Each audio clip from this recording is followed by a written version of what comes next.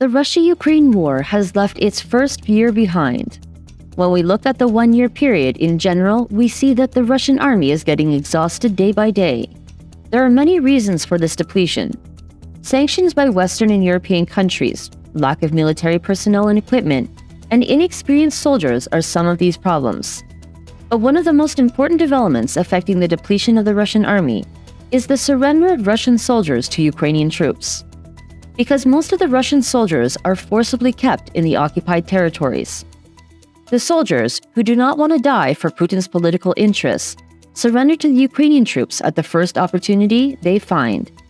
In the first year of the war, thousands of soldiers surrendered to the Ukrainian army. The number of soldiers surrendering continues to increase every day. Russian soldiers who do not support Putin's decision to invade are looking for ways to get rid of the occupying Russian army. So much so that tens of thousands of Russian soldiers have posted videos on their social media accounts from the first day of the invasion of Ukraine until today that they do not want to fight. The soldiers in these videos talked about the inhumane actions of the Russian army and their forced conscription. These confessions mobilized the Ukrainian army.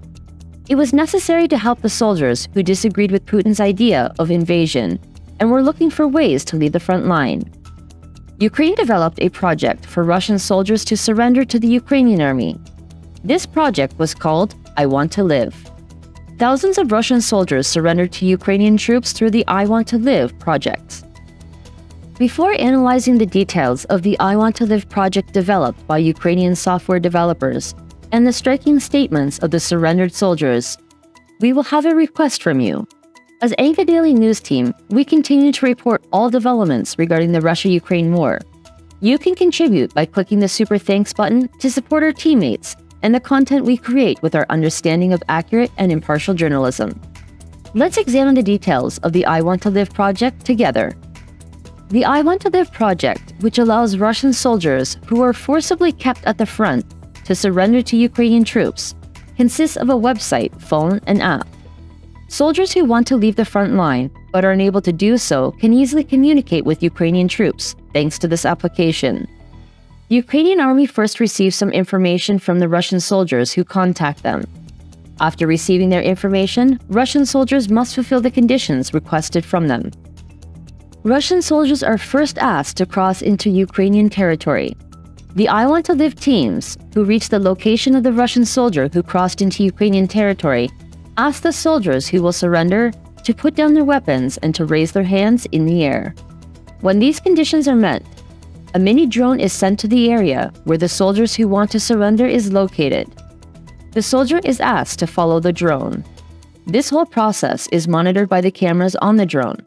Soldiers who meet the conditions and follow the drone reach the area where the I Want to Live teams are located. Russian soldiers surrender to Ukrainian troops and are sent to a safe zone. Vitaly Matviyenko, spokesperson for the Department of Prisoners of War and the I Want to Live project, made statements about the purpose of the project. Matviyenko said that the I Want to Live project will save the lives of Russian soldiers who do not support the occupation of Ukraine. He said that thanks to this project, Russian soldiers can easily surrender to Ukrainian troops, thus reducing the number of invaders on the front line. The I Want to Live project was launched in September 2022. This is the date of the Russian leader Vladimir Putin's partial mobilization. Young people and Russian anti-occupation soldiers in the army, as well as their relatives who do not want to be forced to go to the front by the mobilization order, contacted the I Want to Live project teams. Local newspapers reported that millions of Russians called the I Want to Live hotline. Andrei Yusov, spokesman for the main intelligence directorate of the Ministry of Defense of Ukraine, said that the number of those who called the project teams, received information and surrendered soldiers is increasing every day. And he said that anyone can call this hotline and get information. It was a very important development that the I Want to Live surrender hotline appealed to everyone except the frontline soldiers. Because the Russian people were uncomfortable with their own relatives dying for Putin's personal career. By reaching the surrender line, these people could easily receive their relatives who are on the front line. One wonders how many Russian soldiers surrendered to Ukrainian troops thanks to this project. Although Vitaly Matviyenko, the spokesperson of the Department of Prisoners of War and the I Want to Live project, did not make a statement on this issue, it is claimed that about 7,000 Russian soldiers surrendered to Ukraine until January 2023. What is the reason for the surrender of Russian soldiers to Ukrainian troops and the increasing number of surrendered soldiers? Let's examine the reasons for this situation together. The biggest reason for the surrender of Russian soldiers to Ukrainian troops is undoubtedly that Putin does not support the idea of invasion. Even though these soldiers are against the idea of Russian leader Vladimir Putin, they were recruited through forced mobilization. Having no combat experience and unable to make sense of the situation that they are in, they plan to leave the front line at the first opportunity. Because these young people have witnessed inexperience and many inhumane events in the army. The Russian youth who surrendered to the Ukrainian troops conveyed the situation they experienced in the Russian army to the whole of the world through the messages they published. For example, a Russian soldier who did not want his name to be disclosed stated that he was sent to the occupation zone by being tricked. He was told that there were drills and training, but the Russian soldier suddenly found himself on Ukrainian soil. This statement shows that Russian leader Vladimir Putin is sending Russian soldiers to their death. Another soldier who surrendered to Ukrainian troops spoke about the inexperience of the commanders at the front. Many of the commanders have never fought in a war before, and no one knew each other at the front. Another soldier explained that they didn't even know who they were fighting.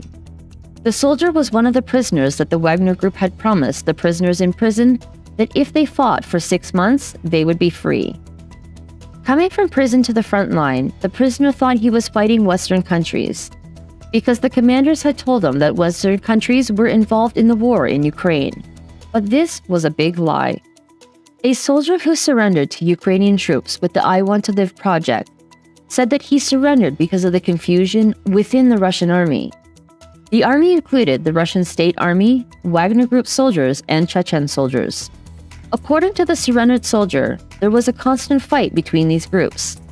The Wagner Group soldiers did not listen to the commanders of the Russian State Army. Chechen soldiers loyal to Kadyrov, who were fighting for Russia, were constantly humiliated because of their race and beliefs.